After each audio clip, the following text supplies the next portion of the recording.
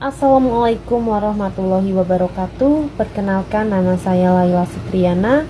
Di sini saya akan mempresentasikan mata kuliah Opini Publik, materi yang ke-11, yaitu tentang reportase propaganda, analisa propaganda, teori pertama, penyandian dan dampaknya. Sekilas tentang propaganda.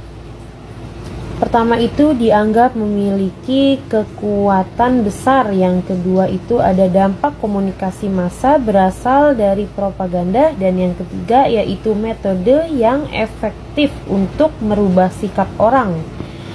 Asal propaganda, asal kata congregio de propaganda fight atau congregation for the propagation of faith, dibentuk oleh Gereja Katolik pada tahun 1622 saat terjadi reformasi atau terkait teori Galileo tentang bumi mengelilingi matahari.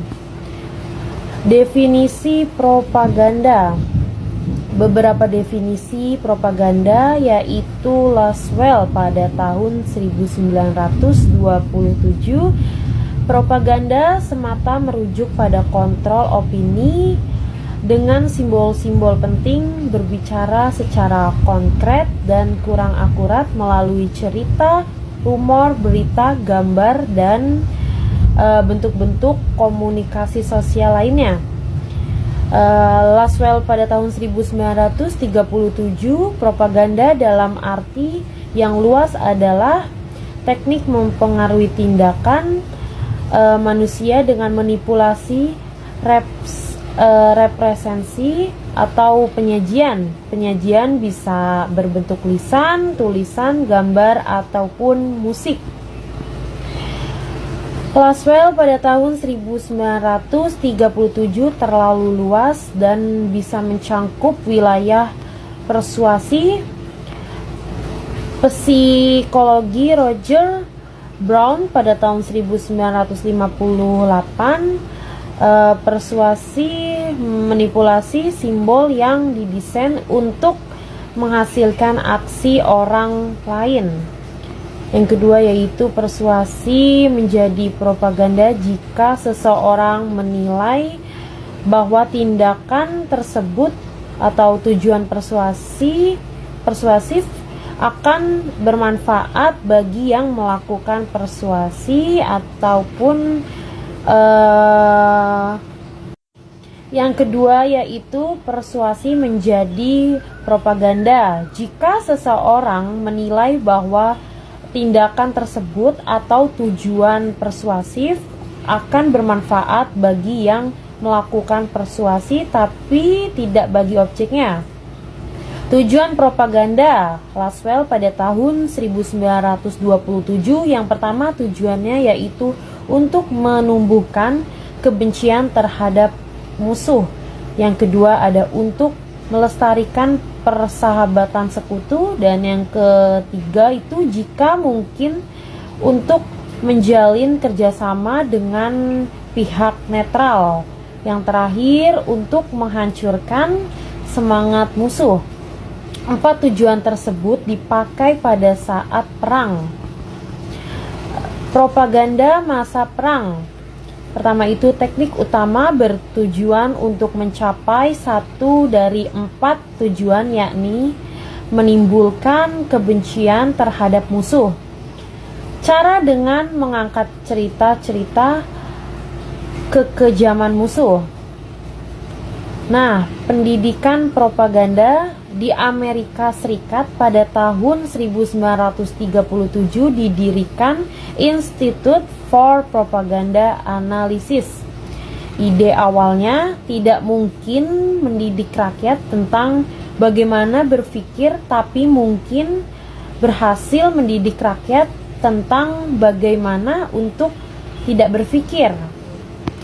Alat propaganda ada 7, yaitu pertama ada name calling, glittering generality, transfer, testimony, plain false, stalking, dan juga ada bandwagon. Berdasarkan riset, efektifnya itu dipengaruhi yang pertama karakteristik penerimaan pesan, kedua ada latar belakang pendidikan, ya, dan yang terakhir yaitu sikap awal terhadap topik. Alat propaganda yang pertama itu ada name calling, atau disebut juga menjelek-jelekan. Yang pertama itu pemberian label buruk terhadap suatu gagasan dipakai untuk menolak dan mengutuk ide tanpa mengamati bukti, atau Le dan Le pada tahun 1939. Yang kedua yaitu tidak banyak muncul di periklanan. Selanjutnya banyak dipakai pada bidang politik dan bidang lainnya. Selanjutnya lagi dua contoh terbaru teroris, contohnya yaitu teroris dan terorisme. Contoh name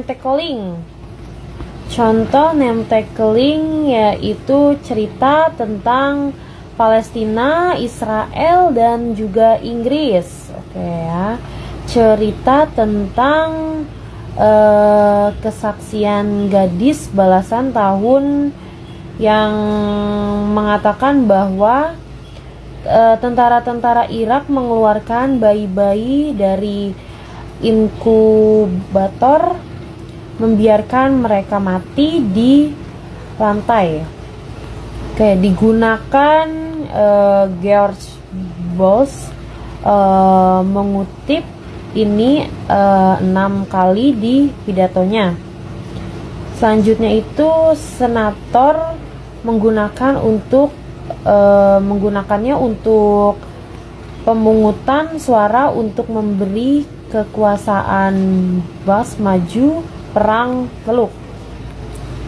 Selanjutnya itu setelah perang usai dan diadakan investigasi oleh reporter ABC, ternyata gadis 15 tahun tersebut adalah putri dari Dubes Kuwait untuk AS atau mungkin Amerika Serikat.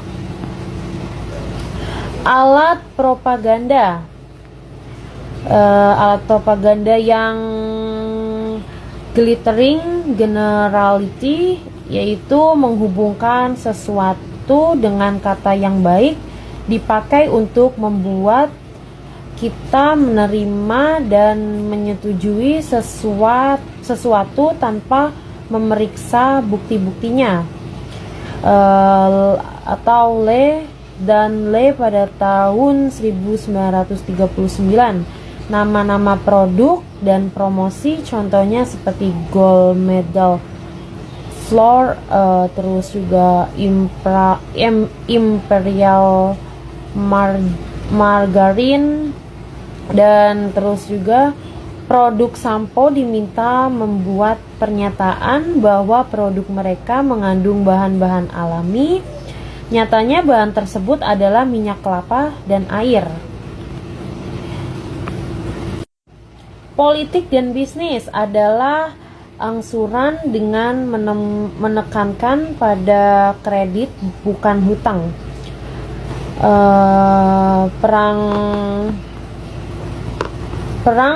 Perang Madeleine Albright atau Sekretaris Negara Amerika, kita sedang membicarakan tentang pemakaian kekuatan militer tetapi tidak membicarakan perang.